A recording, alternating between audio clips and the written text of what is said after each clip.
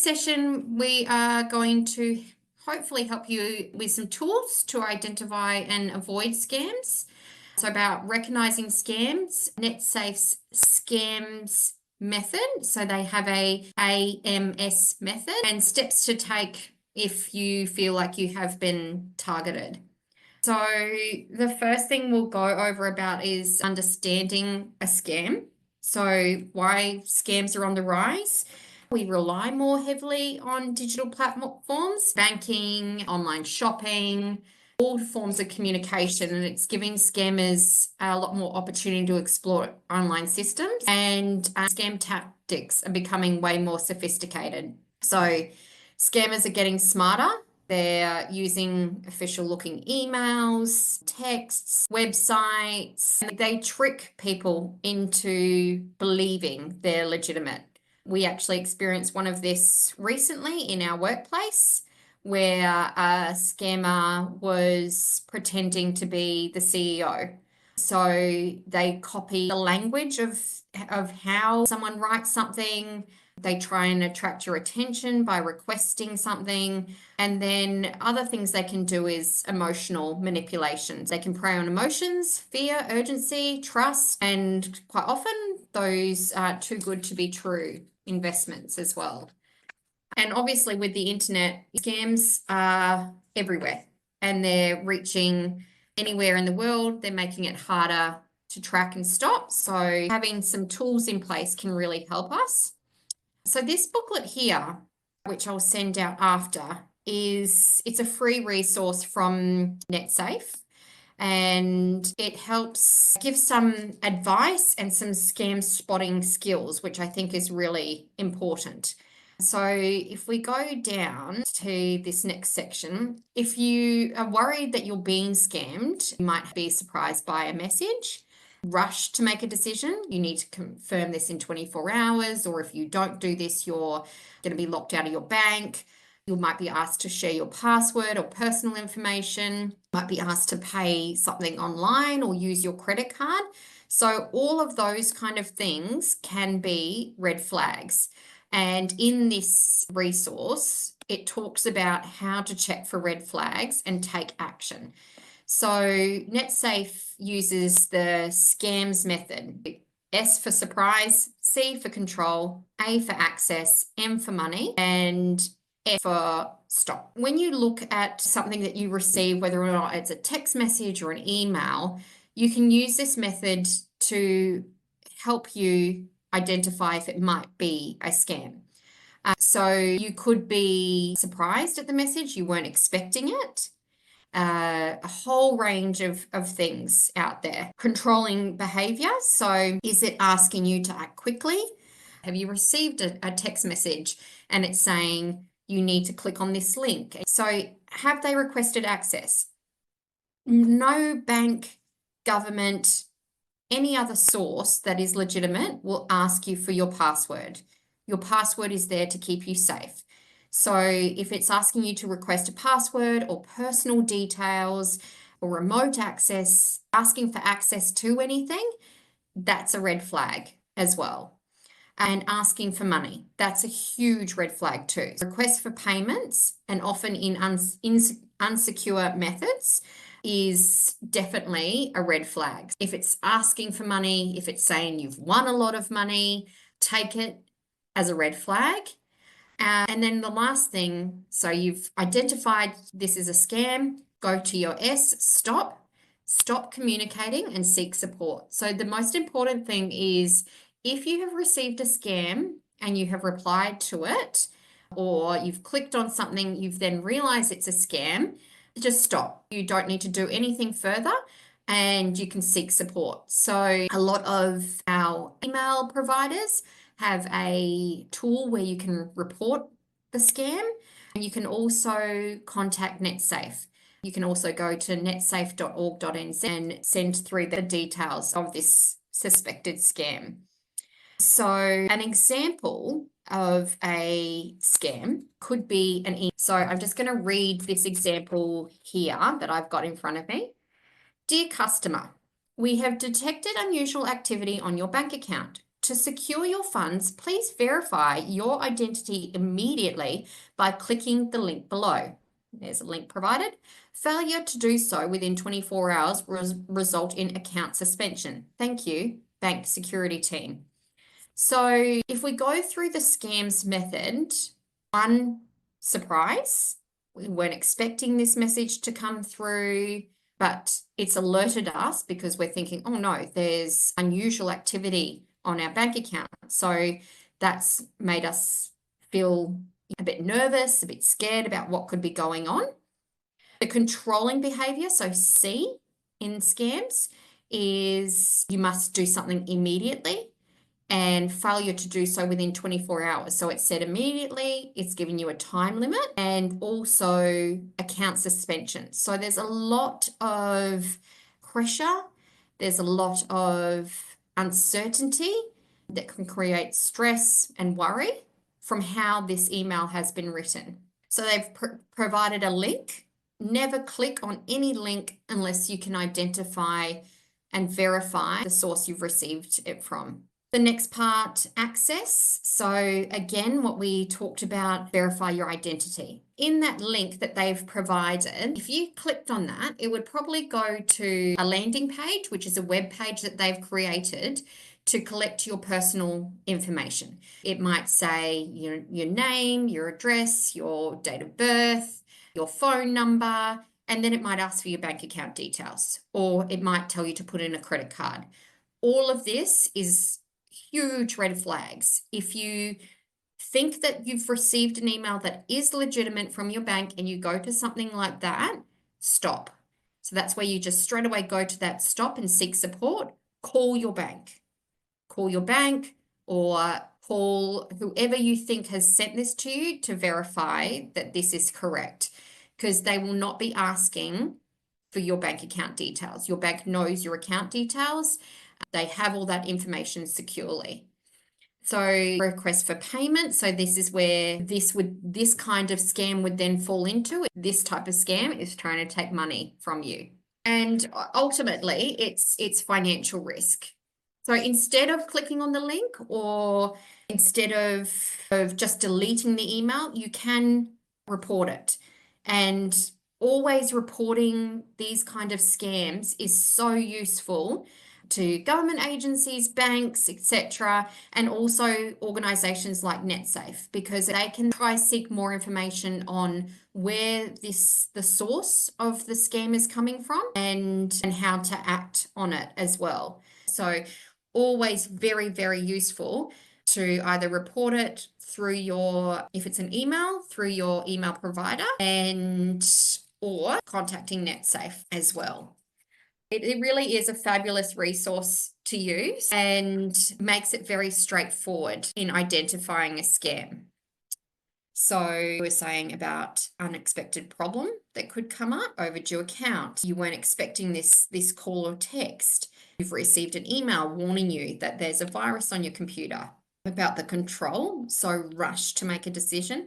Words like immediately, within this certain time frame. And this is a great one as well. Time remaining to claim your prize.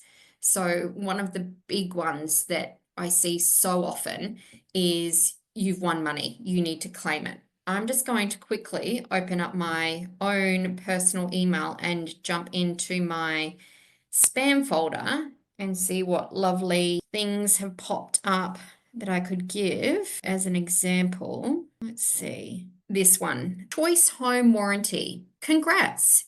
You've scored big this fall, plus $50 off. So first of all, who it's from is a red flag. This fall, well, we don't follow those seasons. We don't call it fall. So that's another one. Casino for you. Winning announcement for you. So anything like that, and often your emails does capture a lot of this, which is great, and you don't have to do anything with that. So it's already recognizing that it's spam, and it will delete it and deal with that side of it. Another one, casino for you, 200% bonus plus 100 free spins. Now, I've not been on any casino website or anything. It can't get anything from me because I'm not interacting with it. And that's the most important thing, to not interact with these scams. Again, here's another one. So grant remote access, approve, deny. So remote access is someone trying to control your device. So for example, if we are participating right now in this, and then I say, Maureen, I would like to control your screen. So I could put through a remote control, and you will have a window that pops up that says approve or deny. This often happens in IT support. So in businesses, that IT person has to log into the computer to see what's going on while they're on the phone to the person that owns the computer. That's the best way that it's used. If you have someone that does that and you aren't on the phone to them, you don't know who it is or what it's for, deny. You don't want to give anyone access. And here as well, it says about the web address, so your URL. So where it's giving this example, trademe.eu. So it's not .nz and money. So what we were saying about processing fee to get a prize, no one's going to ask you to pay for a prize. People asking you for money, asking you to send a gift card as well. Again, all red flags. Even your own friends would not be asking you to send them a gift card. No one would ask you to buy a gift card for them on their behalf. It'd be something that you'd obviously gift someone. So all those kind of things to look out for. So the stop and seek support. As I said, if you answer yes to any of the above in the SCAM, stop communicating. Don't communicate with them again. So if they've called you, hang up the phone. If you've replied to an email and then you realize, oh no, this is definitely a scam, report it, move it to your spam/junk folder. Don't click on any messages, any links in any messages, and definitely don't give access to your money or your financial details. The most important thing as well is seeking support. So if you feel like you have been scammed, seek support. So contact your bank immediately. They can work on resources to put a block on your account, reissue you cards. They can sometimes be able to track where the funds have gone. They may be able to get them back. So we're going to look at the examples of common scams below, and we'll see if anyone can spot the signs of a scam.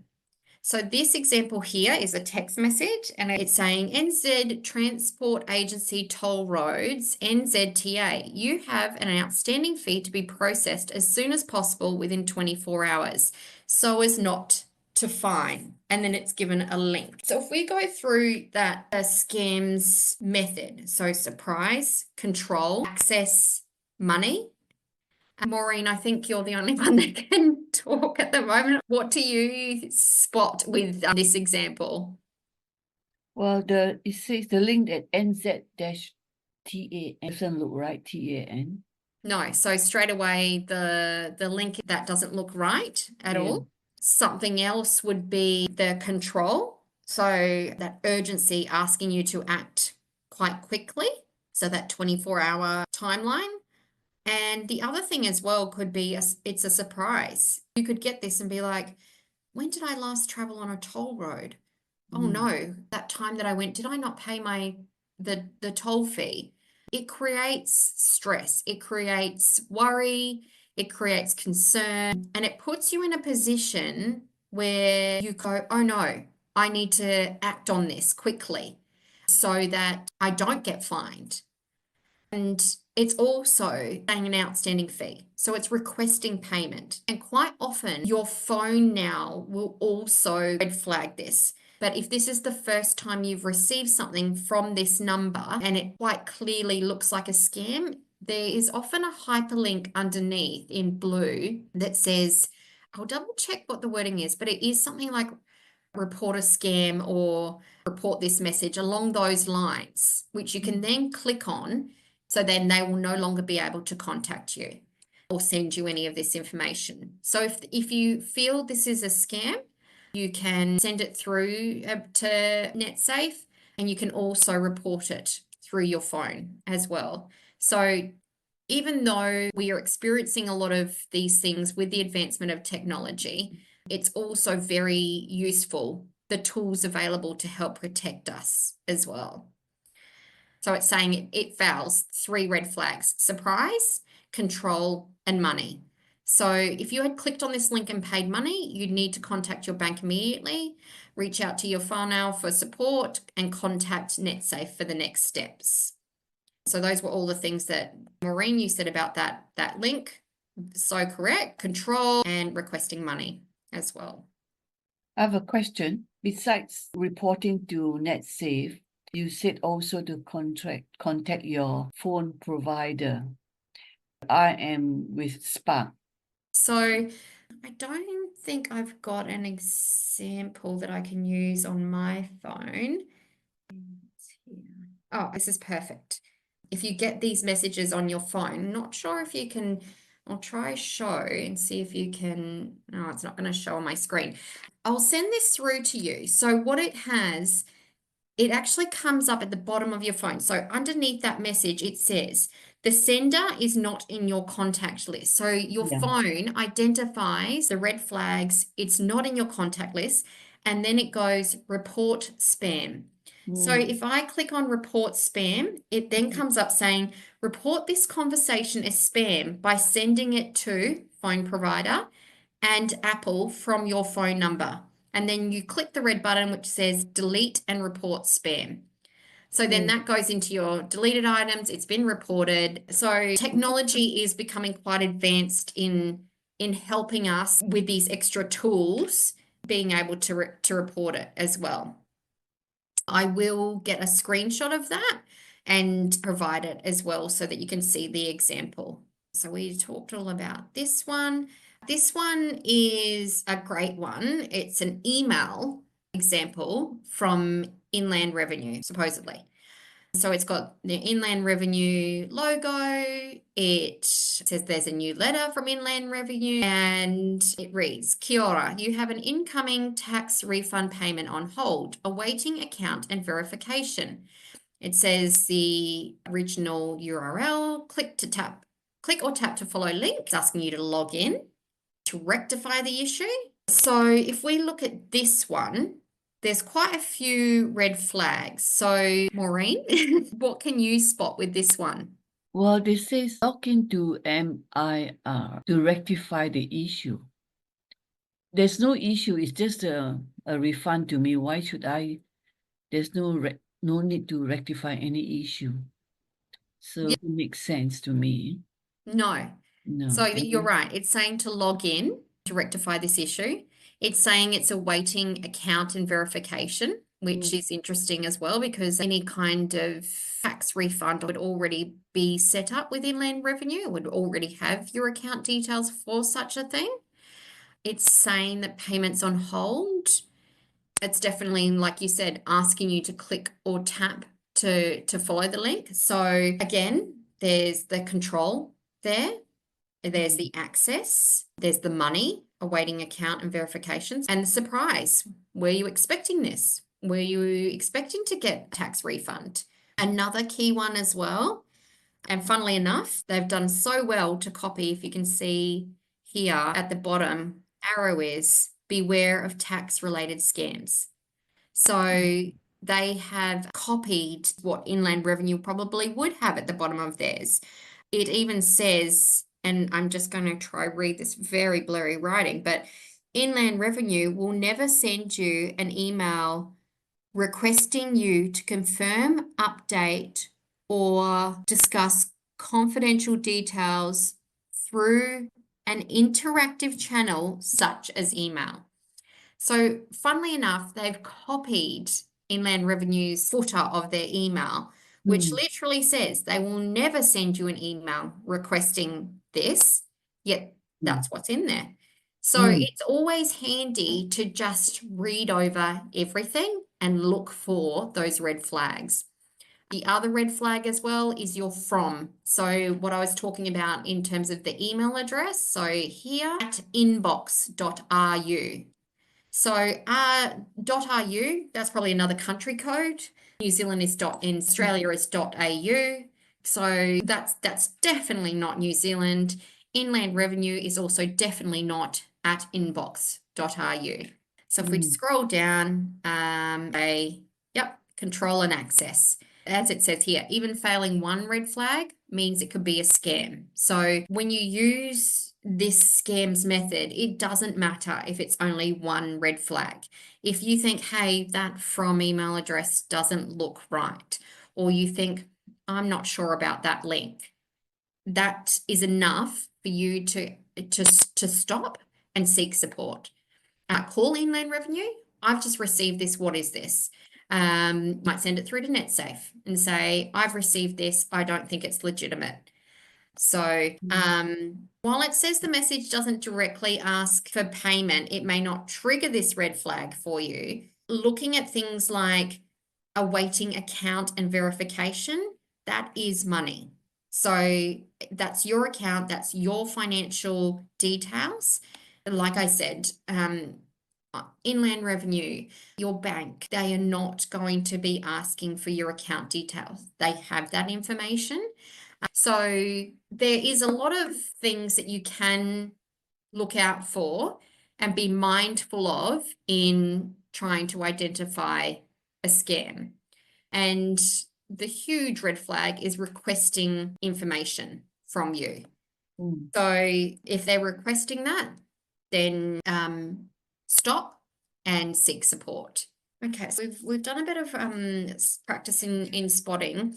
The main takeaway of this is about red flags, what they are, and how to identify them using that scams method. So is a surprise. Are they trying to control, controlling behavior, act immediately? Are they trying to gain access? Is it about money? Do they want to access your money? And then ultimately stop and seek support. Netsafe also has some additional resources as well, which I'll send through. So they've got a video about scams, another amazing resource, which is the Little Black Book of Scams. So I'll look through this and it talks about all the different types of scams. So a lot of what we've talked about is called phishing, spelled phishing. That's phishing scams. They're phishing to get information from you. So it's unsolicited emails. They're claiming to be legitimate organizations. Yeah, they're using these scams to target and access people's information. But there is so much else. There's investment scams. There's identity theft. That's another huge one. Scammers are always on the lookout to collect or reproduce your personal information to commit fraud. So that's another big thing that can happen. Make purchases using your account. So yeah, it can be quite basic in terms of the scam, or it could be quite elaborate as well. Other ones are emergency scams, tax scams. So emergency scams, it says in here, can target family members and even friends, taking advantage of their emotions to rob them of money. Again, it all comes down to money. It all comes down to protecting your financial well-being, designed to trick you into handing over money or financial information. If anyone asks you for financial information, your personal financial information, take it as a red flag.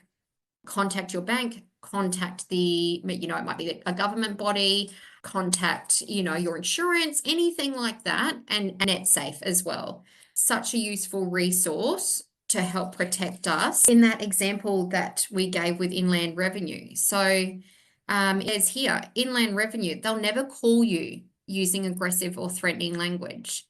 They'll never threaten you. They won't ask for payment via credit cards or gift cards.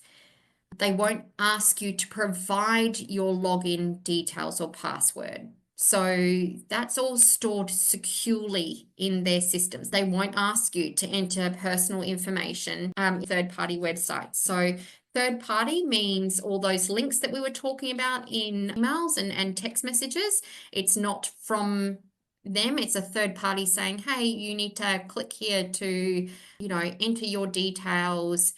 so that we can log you back in or something like that. Health and medical scams is also something that's talked about in the Little Black Book of Scams. Subscription traps, that's a huge one as well. There is so many apps and out there that are saying offering free or low cost trials. And I think that would probably something, if you're interested, doing a whole nother session on that, because that's a huge one. Many applications on phones, they'll say, try me for 7 days, and then you end up paying, monthly or yearly subscriptions. Goods and services, and it finishes off in this about the red flags. So unsolicited calls, unsolicited emails, personal information requests. Another one as well, friend requests. So if you don't know someone and they friend request you on any social media platform, Facebook, Instagram, anything else, decline. So also one of the big things, if it's just too good to be true, then that's correct. It's too good to be true. You haven't won $1 million. Don't click here to spin the wheel and win something. You're not getting free offers. It's all of this that equates to putting yourself in financial risk. I'm more than happy to do another session that maybe talks more on, tailoring one type of scam, or what we were talking about with phones and apps as well. Yeah, hope you gained something from this today.